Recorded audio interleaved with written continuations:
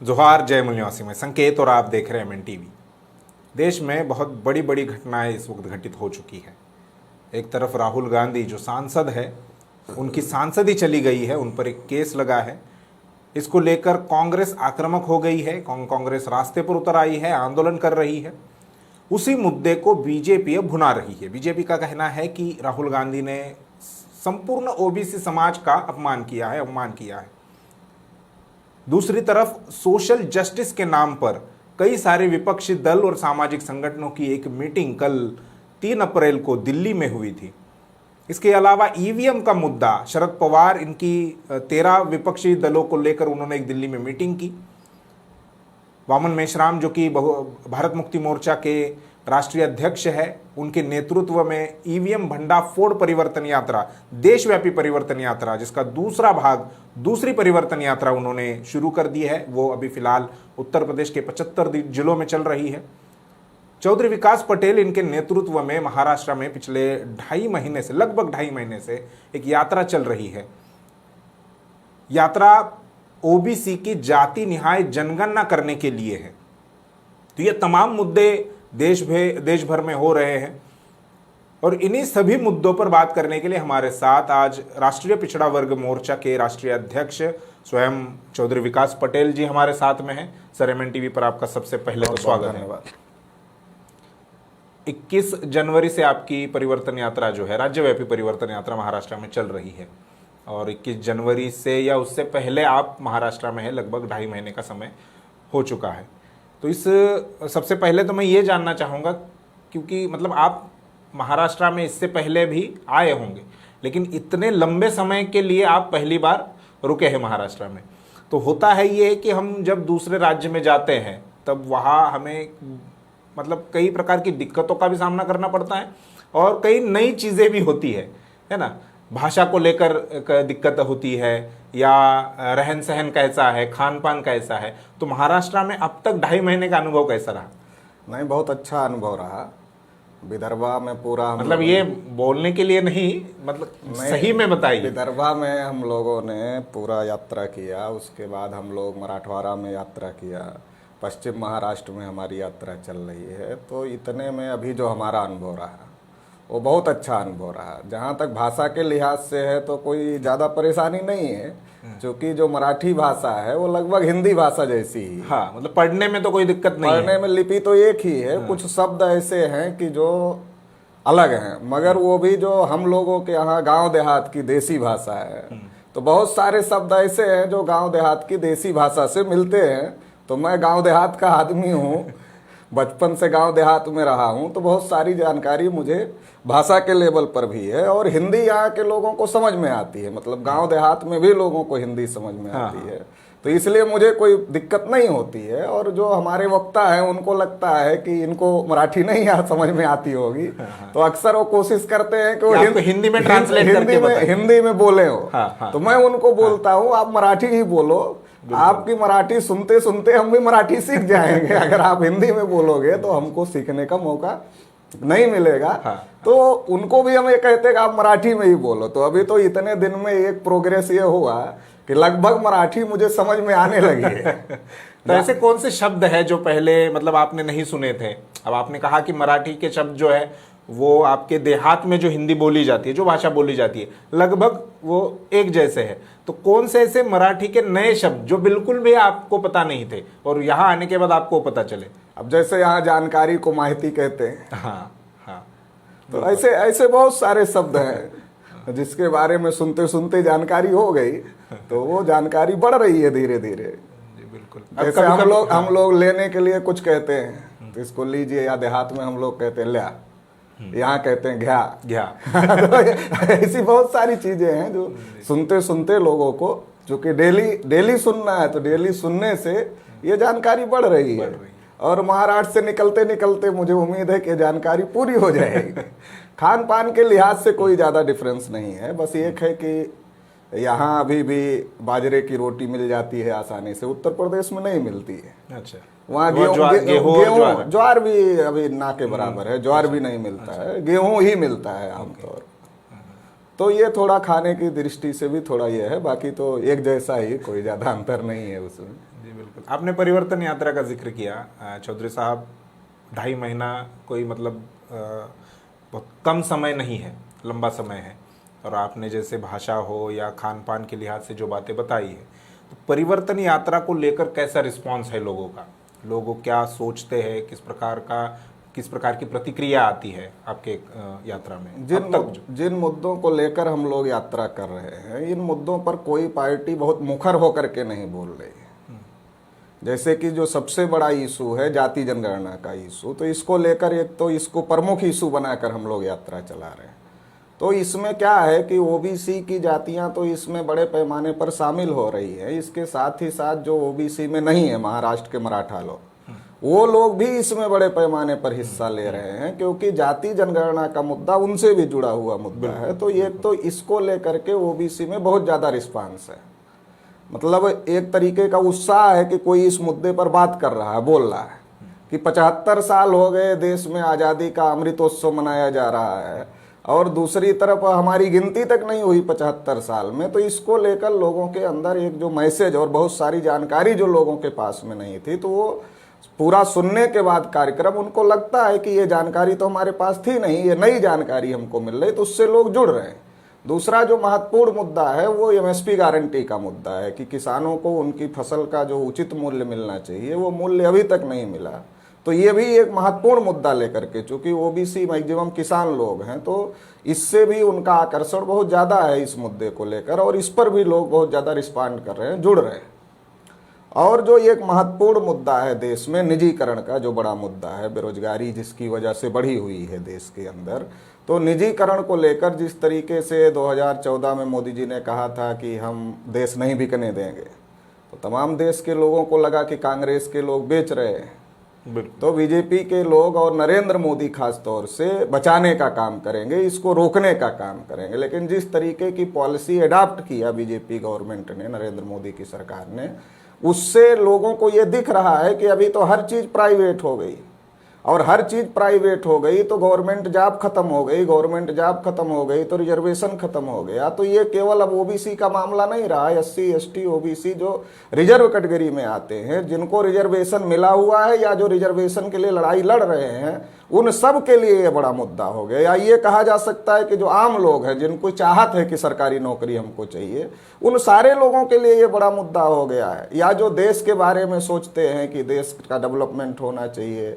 देश मजबूत होना चाहिए, वो भी इन चीज़ों को समझ रहे हैं कि देश जब निजी हाथों में जाएगा तो इससे देश कमज़ोर होगा।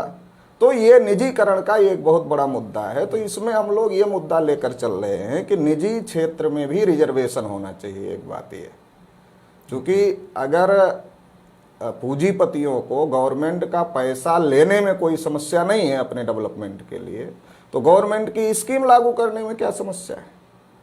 अगर वो जनता के टैक्स के पैसे से अपना डेवलपमेंट कर रहे हैं, अपने उद्योग का डेवलपमेंट कर रहे हैं, तो जो सरकार की योजना है रिजर्वेशन पॉलिसी जो है, उसको उनको स्वीकार करने में, उसको अपने यहाँ लागू करने में कोई दिक्कत नहीं होनी चाहिए। तो ये मुद्दा लेकर चल रहे हैं। दूसरा, जो प्रमुख संस्थानों का निजीकरण हो रहे हैं उसको रोका जाए, और जो संविदा के आधार पर या आउटसोर्सिंग का जो अभी बहुत ज़्यादा ये माहौल चल रहा है, अभी संविदा भी लगभग खत्म हो गई, आउटसोर्सिंग चल रहा है, आउटसोर्सिंग कॉन्ट्रैक्ट यही चल रहा है, कॉन्ट्रैक्ट चल रहा है। तो ये जो कॉन्ट्रैक्ट और आउटसोर्सिंग चल रहा है, इसमें बहुत ज़्यादा शोषण हो रहा है नौजवानों का।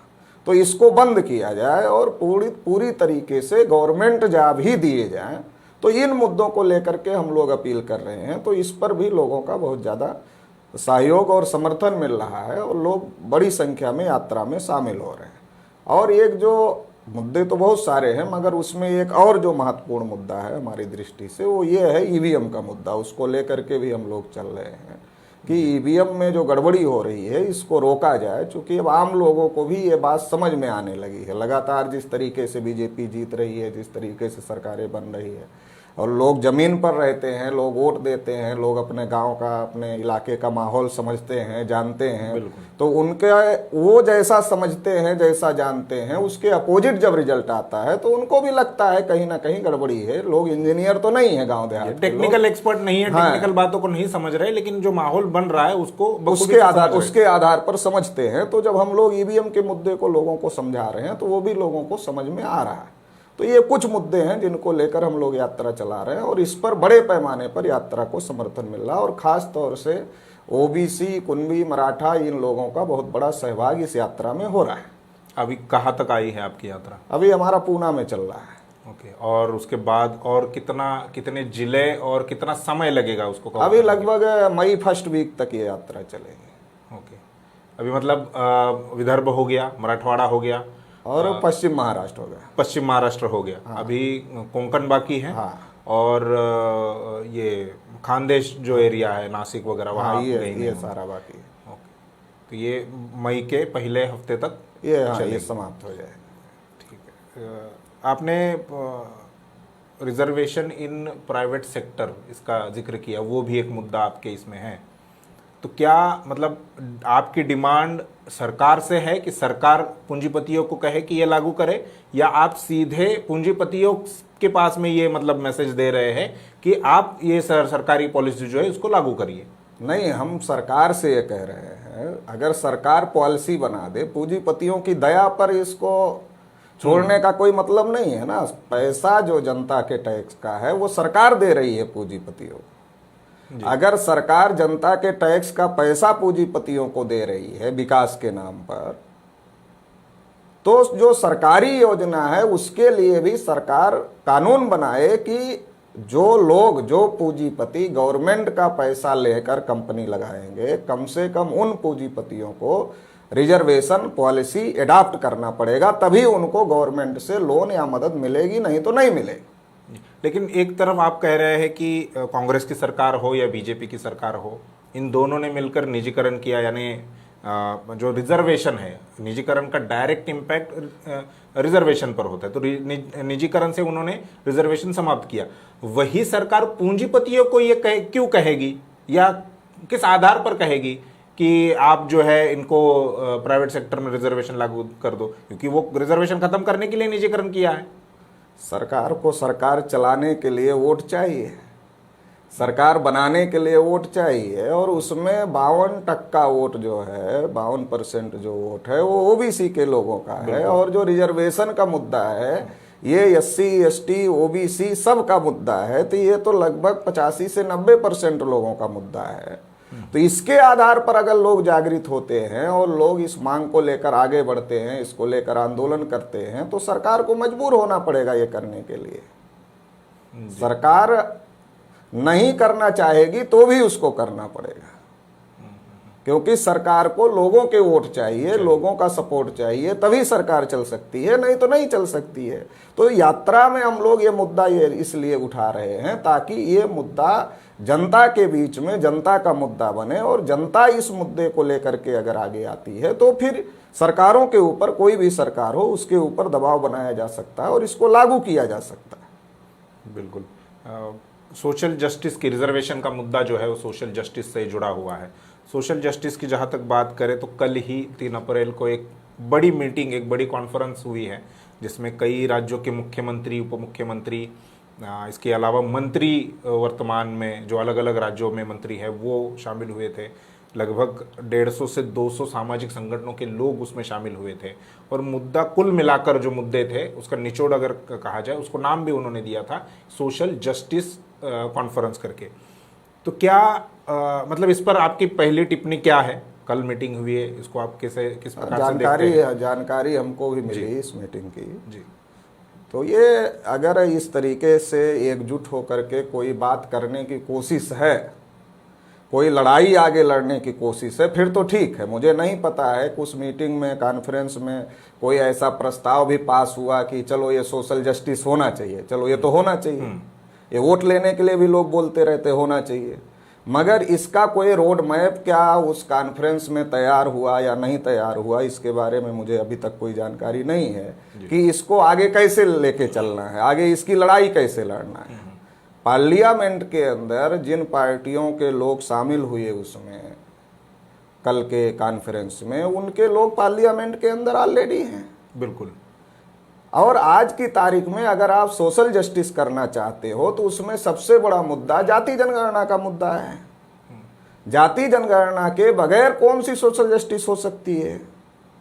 तो जाति जनगणना का जो मुद्दा है इसको लेकर पार्लियामेंट में हंगामा होना चाहिए था, मगर वो नहीं हो रहा है। और जो पार्टियां और उनके नेता कल की कॉन्फ्रेंस में शामिल थे, वो लोगों के प्रतिनिधि, उन लोगों के सांसद पार्लियामेंट में हैं, बिल्कुल है, मगर इस पर अभी तक तो कोई हंगामा नहीं हुआ है। अगर भविष्य में ऐसा वो लोग मिलजुल करके करते हैं तो ये अच्छी बात है, ऐसा करना चाहिए। मगर केवल कॉन्फ्रेंस करना और ये भाषण देना, मीडिया में बयान देना, केवल अगर इतने तक सीमित रहना है तो फिर हम ये मानेंगे या लोग भी ऐसा ही मानेंगे कि ये केवल वोटों के जुगाड़ करने का मामला है, ये कोई एक्चुअल लड़ाई लड़ने का मामला नहीं है। तो इसलिए हम उम्मीद करते हैं उन लोगों से कि क्या ये इसी सवाल को आगे बढ़ाते वो लोग हैं, ऐसा रोड मैप कोई बनाएं, ऐसी हमारी उम्मीद है, जी, अपेक्षा है। इसी सवाल को, इसी आपके बात को एक सवाल के रूप में मैं आपके सामने रखना चाहूँगा कि क्या विपक्ष 2024 के लोकसभा चुनाव से पहले जो मुद्दे, बहुजन समाज के मुद्दे दबाए गए थे, उसको राजनीति के सतह पर लाना चाहता है? लाए, ये अच्छी बात है। अगर लाना चाहता है तो ये अच्छी बात है। केवल राजनीति के लिए नहीं लाना चाहिए, एक्चुअल में इन मुद्दों को लागू करवाने के लिए राजनीतिक दलों को सामने आना चाहिए, लड़ाई लड़ना चाहिए। होता क्या है, आमतौर पर जब चुनाव आता है तो चुनाव के कुछ दिन पहले से इस तरीके के मुद्दे उठाए जाते हैं, या जो पार्टी विपक्ष में होती है वो इन तरीके के मुद्दों को उठाती है और फिर सत्ता पक्ष में आते ही चुप हो जाती है। अभी जैसे जाति जनगणना का मुद्दा है तो अलग अलग स्टेटों में लोग इसको उठा रहे हैं। बिल्कुल, नीतीश कुमार बिहार में उन्होंने नीतीश कुमार चलो बिहार के मुख्यमंत्री हैं तो बिहार के लेवल पर उन्होंने जो वो कर सकते थे, सोशियो इकोनॉमिक सर्वे उन्होंने किया, ठीक है, वो उसका स्वागत है, वेलकम। लेकिन नेताओं को ये बात समझने की जरूरत है कि ये सेंटर का इशू है। जब तक सेंटर में जनगणना नहीं होगी, सेंसस एक्ट में परिवर्तन करके जाति जनगणना करने का प्राविधान नहीं किया जाएगा, तब तक इस प्रकार के सर्वे का कोई बहुत ज्यादा महत्व नहीं है। अभी महाराष्ट्र में हमने देखा, महाराष्ट्र की कुछ विपक्षी पार्टियों ने जाति जनगणना को लेकर के सरकार के ऊपर सवाल उठाए। उत्तर प्रदेश में अखिलेश जी लगातार योगी के ऊपर आक्रामक रहते थे बजट सत्र के दौरान, खासतौर से जाति जनगणना को लेकर। लेकिन मेरा सवाल है कि इनके सांसद लोकसभा में हैं, जहां एक्चुअल प्रेशर बनाने की जरूरत है जाति जनगणना को लेकर, जहां कानून बनाए जाते हैं, जहां से सेंसस एक्ट में परिवर्तन होगा। किसी भी स्टेट गवर्नमेंट को सेंसस करने का अधिकार नहीं है, सेंसस करने का अधिकार सेंट्रल गवर्नमेंट का, मिनिस्ट्री का। तो क्या इन नेताओं को यह बात समझ में नहीं आ रही है? और अगर समझ में आ रही है तो क्या मोदी जी की सीबीआई और ईडी से डरे हुए हैं कि स्टेट के मुख्यमंत्रियों को ही टारगेट किया जाए? प्रधानमंत्री को अगर टारगेट करेंगे तो सीबीआई और ईडी हमारे घर में आ सकती है, क्या ये बात है? तो इस बात को समझने की जरूरत है कि पूरा विपक्ष इकट्ठा होकर के अगर इस बात को लेकर के हंगामा करे, संसद के अंदर हंगामा करे और सड़क के ऊपर भी हंगामा करने का अगर प्लान बनाए, तो बीजेपी जो तथाकथित हिंदुत्व के नाम पर ओबीसी के लोगों का ध्रुवीकरण कर रही है, अगर राजनीतिक परिप्रेक्ष्य में इसको देखा जाए, जैसा आपने कहा कि 2024 के इलेक्शन के पहले अगर इसको मुद्दा बनाना चाहते हैं, अच्छी बात है, इससे समर्थन मिलेगा। और यही एक काट है, अगर जो बीजेपी का तथाकथित हिंदुत्व का जो चोला बीजेपी ओढ़ रही है और जिसके पीछे छुपने की कोशिश करती है बार बार और जिसके आधार पर समर्थन लेती है, तो इसको अगर काउंटर करना है तो काउंटर करने के लिए ओबीसी का सबसे बड़ा मुद्दा जाति जनगणना का मुद्दा है, संख्या के अनुपात में हिस्सेदारी का मुद्दा है। और अगर इस मुद्दे को उठाते हैं तो केवल ओबीसी ही नहीं, मराठा, पटेल, जाट, गुर्जर, ये सारे इसके आधार पर मोबिलाइज हो सकते हैं, जिनको हिंदू के नाम पर बीजेपी मोबिलाइज करती है। तो अगर इस मुद्दे को उठाया जाए नेशनल लेवल पर तो इसका बड़ा परिणाम 2024 के इलेक्शन में दिखाई दे सकता है। और बीजेपी की जो पॉलिसी है हिंदुत्व के नाम पर ओबीसी का ध्रुवीकरण करने की, उसको काउंटर किया जा सकता है। जनगणना का जो काम है, जातिगत जनगणना हो या आम जो हर साल, हर 10 साल के बाद की जाती है, वो 2021 में होनी चाहिए थी। 2011 में हुई, 2021 में होनी चाहिए थी, जिसकी तैयारी 2020 से शुरू होनी चाहिए थी, लेकिन कोरोना महामारी की वजह से वो काम नहीं हो पाया। 2022 से आज 2023 चल रहा है, 2023 में अगर जनगणना सरकार को करनी थी तो 2022 से तैयारी शुरू कर देनी चाहिए थी उन्होंने।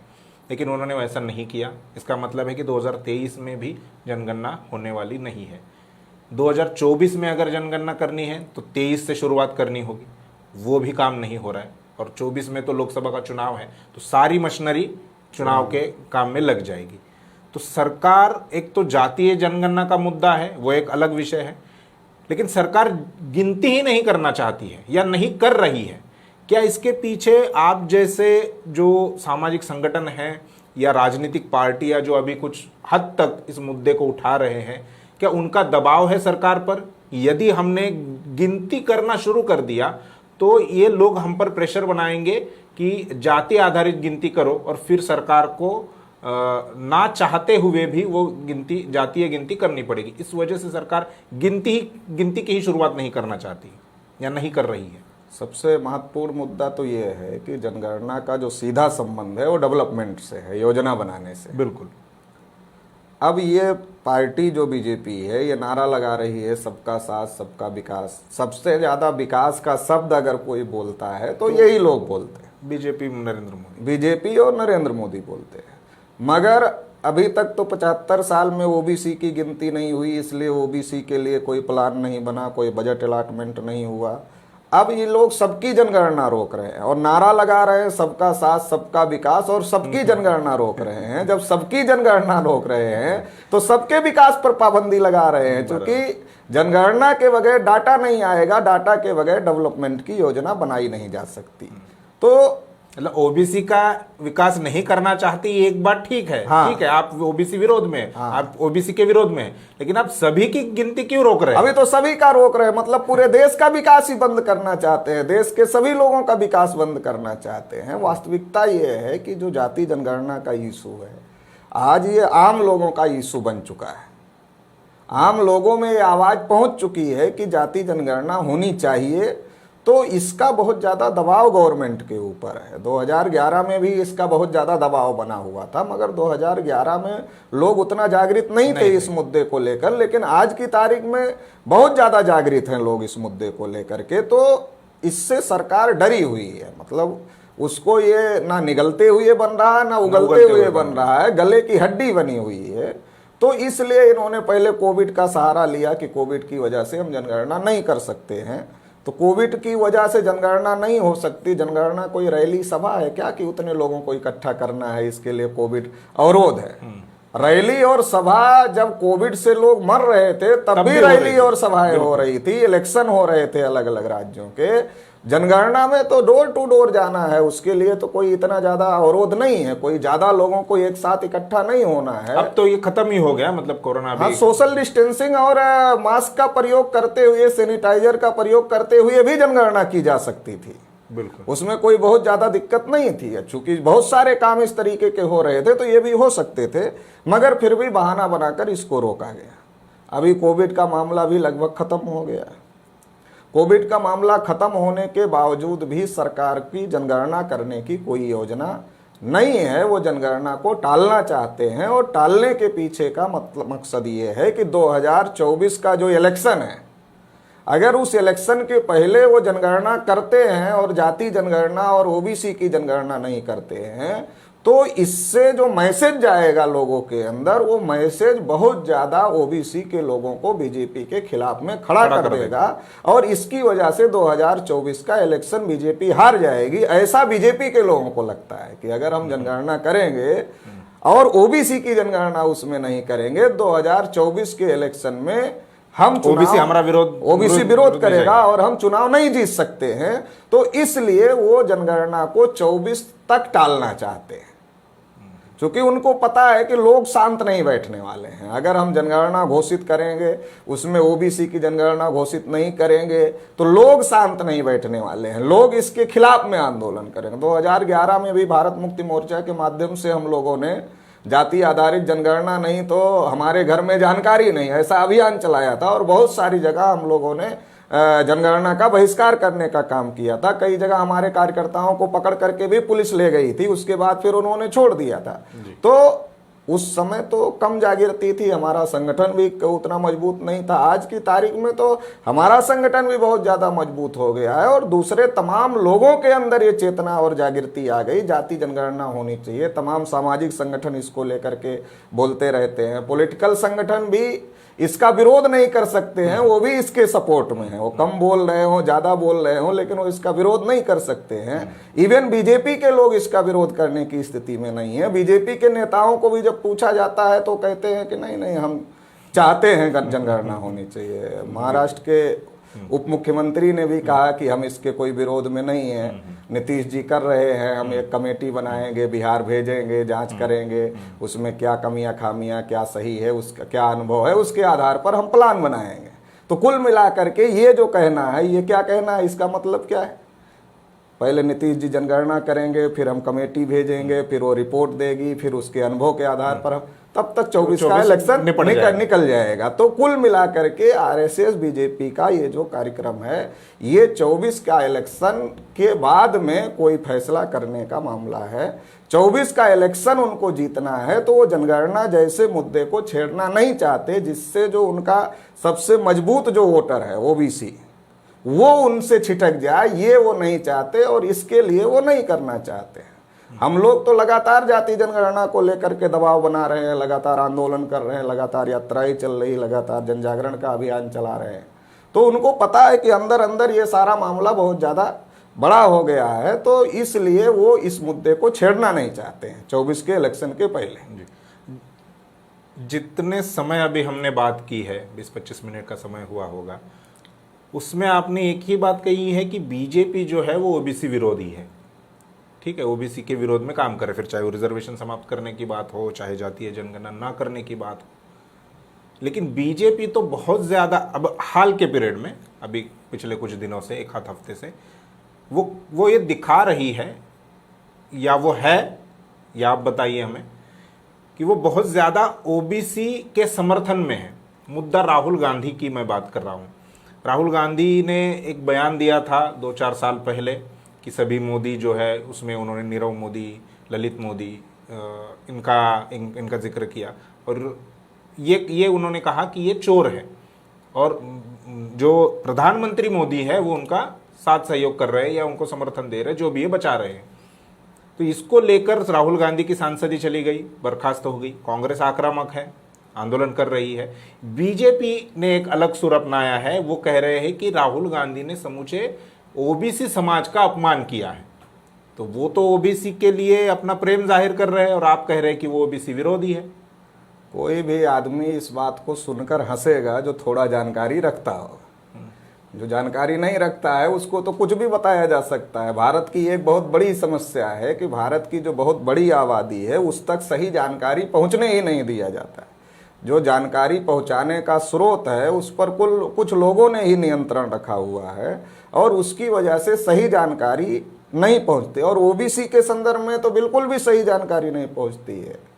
अब इस पर किसको हंसी नहीं आएगी कि जिन लोगों ने देश का पैसा लेकर जो लोग विदेश गए, जिनके ऊपर आरोप है, चाहे वो ललित मोदी हो, चाहे वो नीरव मोदी हो, चाहे मेहुल चौकसी हो, या और भी A to Z जो गए, उसमें क्या एक भी ओबीसी है? क्या एक की भी जाति ओबीसी में आती है? तो उसमें एक की भी जाति ओबीसी में नहीं आती है, और उनके ऊपर आरोप है कि वो पैसा लेकर के विदेश में गए।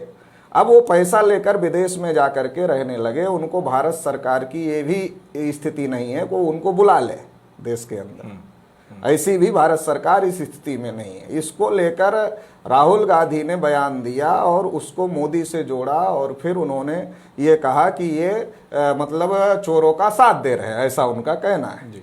तो ये जो बयान है, अब इसमें ओबीसी कहाँ है? ये सरकार का, और जो लोग पैसा लेकर विदेश भाग गए जिनके ऊपर आरोप है, तो सरकार के ऊपर ये आरोप है कि आप उनको बचाने का काम कर रहे हैं। अब इसके बीच में ओबीसी कहाँ है? ओबीसी का कोई मैटर ही नहीं है। राहुल ने ओबीसी शब्द भी नहीं कहा, राहुल ने मोदी शब्द कहा, और मोदी टाइटल कई जाति के लोग लगाते हैं। इवन नरेंद्र मोदी की जाति भी पहले ओबीसी में नहीं थी, वो बाद में उन्होंने अपनी जाति को शामिल किया जब मुख्यमंत्री गुजरात के थे। तो इसमें ओबीसी का कोई रेफरेंस ही नहीं ना, कोई बात किसी संदर्भ में बोली जाती है। जो राहुल गांधी बोल रहे थे, वो जो लोग देश का पैसा विदेश में लेकर गए उनको बचाने की, मोदी उनको बचा रहे हैं, इस रेफरेंस में राहुल गांधी बोल रहे थे, और उसमें ओबीसी का कोई संदर्भ ही नहीं है। और जो लोग गए उनकी जाति ओबीसी में आज भी नहीं आती है। तो ये बीजेपी के लोग जब जब इन पर संकट आता है तो ये ओबीसी के पीछे छुपने का काम करते हैं। 14 में नरेंद्र मोदी जी ने भाषण किया कि मैं पिछड़ी जाति का हूं, इसलिए मेरा अपमान होता है, तो मतलब ओबीसी को आगे किया। 19 के इलेक्शन के पहले राजनाथ सिंह ने कहा हम जनगणना ओबीसी की करेंगे। तो बार बार ओबीसी का सपोर्ट लेने की कोशिश आरएसएस बीजेपी के द्वारा की जाती है, मगर आरएसएस बीजेपी के लोग ओबीसी को लेकर ईमानदार नहीं है। राम मंदिर आंदोलन में सबसे ज्यादा ओबीसी के लोगों को आगे किया गया, विनय कटियार, कल्याण सिंह, उमा भारती, प्रवीण तोगड़िया और तमाम, मगर मंदिर के ट्रस्ट में एक भी ओबीसी को नहीं रखा। क्या अब ओबीसी हिंदू नहीं है? मंदिर की लड़ाई लड़ने के लिए ओबीसी हिंदू था, तो क्या ट्रस्ट में रहने के लिए ओबीसी हिंदू नहीं है? और जो बड़े बड़े नेता थे, विनय कटियार, कल्याण सिंह, उमा भारती, प्रवीण भाई तोगड़िया, रितंबरा, ऐसे बड़े बड़े ओबीसी के नेताओं को भी राम मंदिर के ट्रस्ट में जगह नहीं दी गई। तो इससे ये बात समझ में आती है कि आरएसएस बीजेपी के लोग ओबीसी का इस्तेमाल करते हैं। या जब से मोदी जी देश के प्रधानमंत्री बने हो तो खुद अपने को ओबीसी कहते हैं, पिछड़ी जाति का कहते हैं, तो उन्होंने ये कौन सा ऐसा काम किया जो ओबीसी के फायदे में किया? 314 ओबीसी बच्चों को जो यूपीएससी की परीक्षा पास किए थे उनकी नियुक्ति रोका, ओबीसी के बच्चों की स्कॉलरशिप बंद किया, ओबीसी को बजट में कोई प्राविधान नहीं किया, जाति जनगणना, ओबीसी की जनगणना नहीं करेंगे, इसके लिए सुप्रीम कोर्ट में एफिडेविट देने का काम किया। तो ये सारा काम ओबीसी के विरोध में करना और फिर ये कहना कि हम ओबीसी के सम्मान के लिए लड़ रहे हैं और राहुल गांधी ओबीसी का अपमान कर रहे हैं, ये जो कहना है ये ओबीसी को पॉलिटिकली इस्तेमाल करने का बयान है।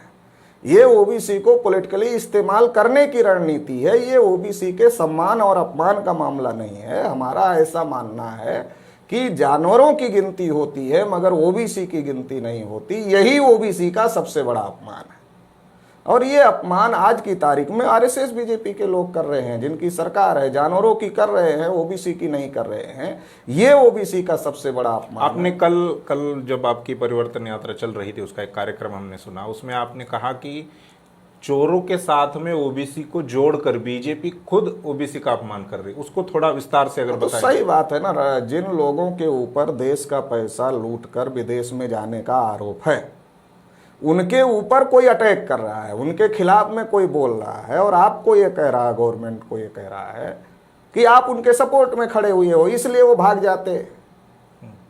वो देश छोड़ के गए तो गवर्नमेंट के सपोर्ट के बगैर तो नहीं जा सकते। बिल्कुल, गवर्नमेंट ने सपोर्ट किया तभी वो देश छोड़ कर गए।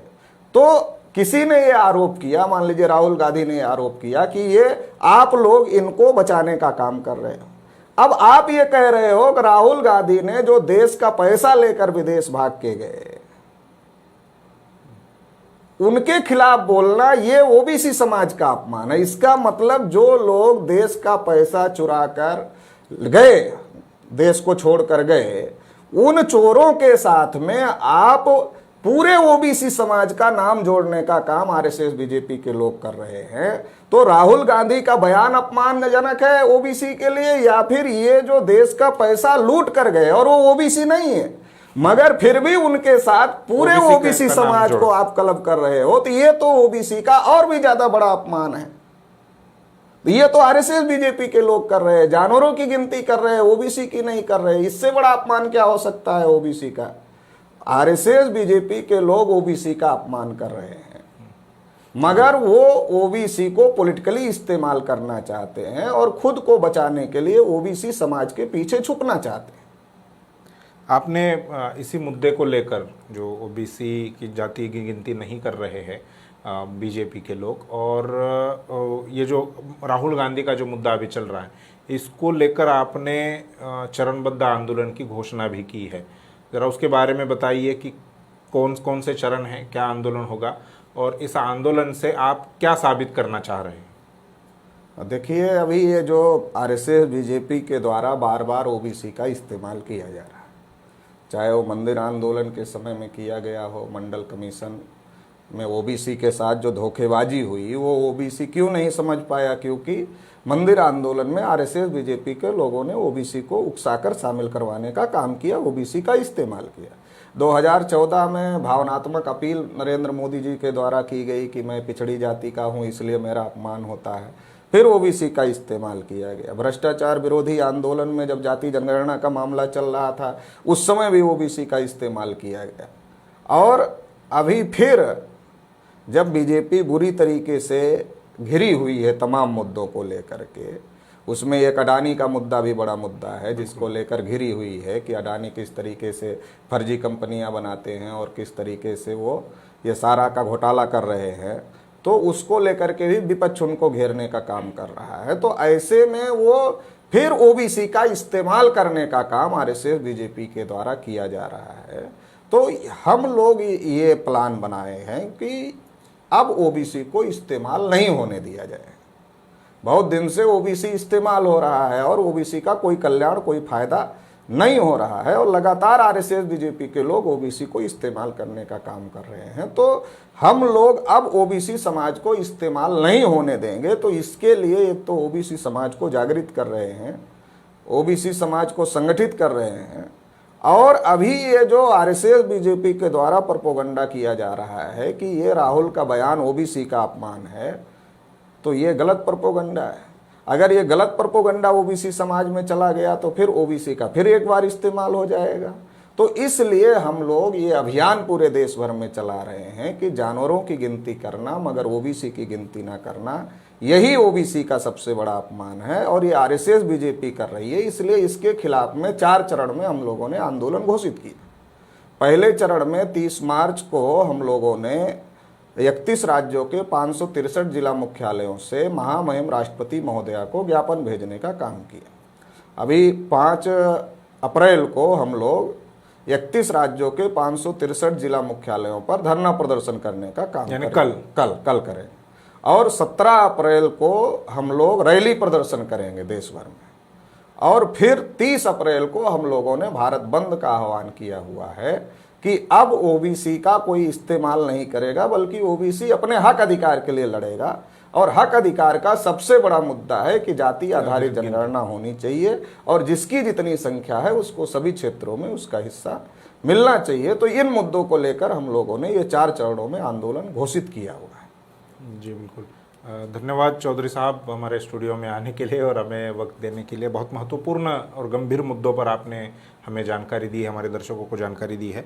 चौधरी विकास पटेल राष्ट्रीय पिछड़ा वर्ग मोर्चा के राष्ट्रीय अध्यक्ष हैं और उन्होंने देश भर में चल रहे जो तमाम मुद्दे हैं, खास तौर पर जातीय गिनती का कितना महत्वपूर्ण मुद्दा है, ओबीसी के लिए ये क्यों ज़रूरी है, ये उन्होंने विस्तार से बताया। उसको लेकर चल रही राजनीति को भी उन्होंने आपके सामने खुला कर दिया है। तो इन सारे मुद्दों पर आपका क्या कहना है ये हमें कमेंट बॉक्स में ज़रूर लिखकर बताइए। और ये वीडियो अगर आपको अच्छा लगा हो तो उसे लाइक कीजिए और इस जानकारी को ज़्यादा से ज़्यादा लोगों तक पहुँचाने के लिए इसे शेयर कीजिए। शुक्रिया।